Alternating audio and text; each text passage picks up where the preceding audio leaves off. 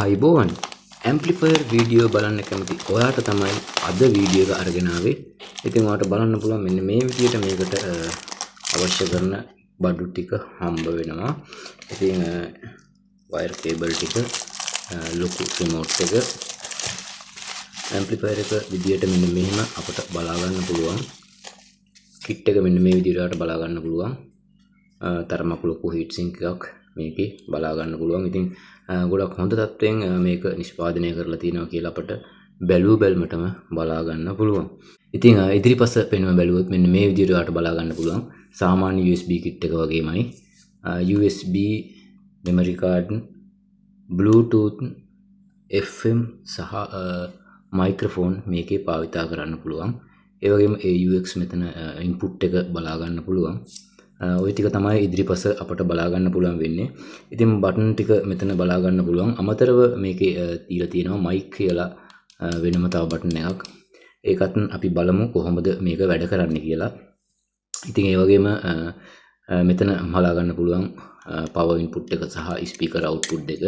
මේ පැත්තේ සඳහන් කරලා තියෙනවා DC volt 6 ඉඳලා volt 24 වෙනකන් ලබා දෙන්න පුළුවන්.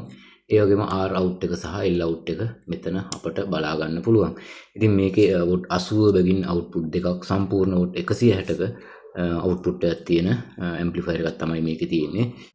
හරි. ඒ වගේම තමයි මෙතන බලා ගන්න පුළුවන් audio out එක සහ මෙතන බලා ගන්න පුළුවන් audio input එක. ඉතින් ওই විදිහට තමයි මේ kit එක හදලා තියෙන්නේ. ඉතින් මේකේ bass, treble, mic, echo හැමදේම වෙන වෙනම control කරන්න පුළුවන් කියලා තමයි මේකේ සඳහන් කරලා තියෙන්නේ. අපි බලමු කොහොමද මේක වැඩ කරන්නේ කියලා. මම මේක ෆිට කරගන්නවා ස්පීකර් සහ පවර් ඉන්පුට් එක. අපි ෆිට කරලා බලමු මේක කොහොමද වැඩ කරන්නේ කියලා. හරි. මෙන්න මේ විදිහට ඔයාලට බලා ගන්න පුළුවන්. මම ස්පීකර් දෙකට මේ විදිහට ක්ලිප් දෙක සම්බන්ධ කරගත්තා. ඒ වගේම පවර් ඉන්පුට් එක විදිහට වෝල්ට් 12ක පවර් සප්ලයි එකක් තමයි මෙතන සම්බන්ධ කරගත්තේ. ඊළඟට මෙන්න මේ විදිහට ඔයාලට බලා ගන්න පුළුවන් මේ සුදු පාට ක්ලිප් දෙක තමයි ස්පීකර් කනෙක්ෂන් දෙක වෙන්නේ. ඒකට මෙන්න මේ විදිහට මම මේ ක්ලිප් දෙක සම්බන්ධ කරගන්නවා. හරි. ඊළඟට ඔයාලට බලා ගන්න පුළුවන් මේ තමයි පවර් සප්ලයි එක මම පාවිච්චි කරන. ඒකේ පවර් සප්ලයි එක මෙන්න මෙතෙන්ට රතු පාට ක්ලිප් එකට මේ විදිහට සම්බන්ධ කරනවා. ඉතින් ඔච්චරයි අපිට මේකේ සම්බන්ධ කරගන්න තියෙන්නේ. මම පවර් ඔන් කරනවා බලන්න. හරි. ඔයාලට බලා ගන්න පුළුවන් මෙන්න මේ විදිහට කිට් එක ඔන් වුණා. වොලියම් එක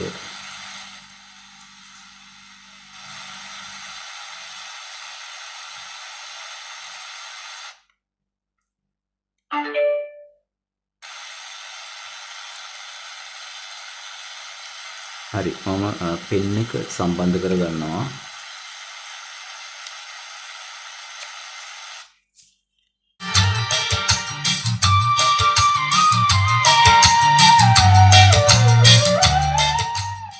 හොඳ සුපිරි ක්වොලිටියක් ගන්න පුළුවන්. හොඳ ලොකු අවුට් එකක් තියෙනවා. ඉතින් මේකේ වොට් 160ක් කියලා තමයි සඳහන් කරලා තියෙන්නේ. හොඳ වොලියම් එකක් අපිට මේකේ බලා ගන්න පුළුවන්. මෙතන මේ මයික් කියන බටන් එකෙන් ඔයාලට බලා ගන්න පුළුවන් මෙතන මයික් කියලා සඳහන් කරලා තියෙනවා. ඒක ප්‍රෙස් කරනකොට මෙතන එනවා මයික් වොලියම් එක, බේස් එක, ට්‍රිබල් එක, එකෝ එක ඒ විදිහට අපිට මෙතනින් අඩු වැඩි කරගන්න පුළුවන්. ඉතින් මෙතන බේස් කියලා තියෙනවා. බේස් 8ට වෙනකම් වැඩි කරලා තියෙනවා. මේක අඩු කරන්න පුළුවන්. ඔයාලට බලා ගන්න පුළුවන් මෙන්න මේ විදිහට බේස් එකට දාලා බේස් එක අපිට අවශ්‍ය නම් අඩු කරගන්නත් පුළුවන්. එකෝ එක වැඩි කරගන්න පුළුවන්. ඒ විදිහට වෙන වෙනම අපිට මේකේ මයික් වොලියම් එකේ ඉඳලා අඩු වැඩි කරගන්න පුළුවන්. මයික් එක කොහොමද වැඩ කරන්නේ කියලා. ඉතින් මම මෙතන වයර්ලස් මයික් එකක් තමයි සම්බන්ධ කරගත්තේ. ඉතින්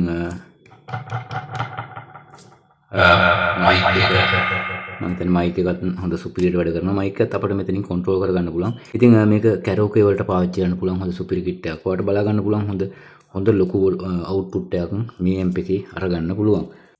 හොඳයි. ඉතින් අදත් ඔයාලට වෙනද වගේම USB kit amplifier එකක් ගැන තමයි වීඩියෝ එක අරගෙන ආවේ. ඉතින් ඔයාලට බලා ගන්න පුළුවන් JQD171BT තමයි මේකේ මොඩල් නම්බර් එක වෙන්නේ. ඉතින් ඔයාලටත් මේක අරගන්න පුළුවන් ඔන්ලයින් සර්ච් කරලා බලන්න.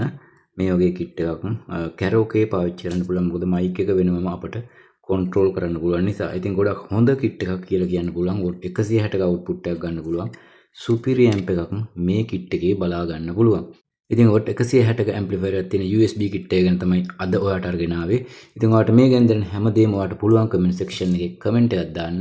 ඒ වගේම වීඩියෝ එක හොඳයි කියලා හිතුණා නම් තව කෙනෙකුට බලන්න ෂෙයා කරන්න. අදට වීඩියෝ මෙතනින් අවසන් කරනවා. අලුත් වීඩියෝ එකක් අරන් ඉක්මනටම එන්නම්.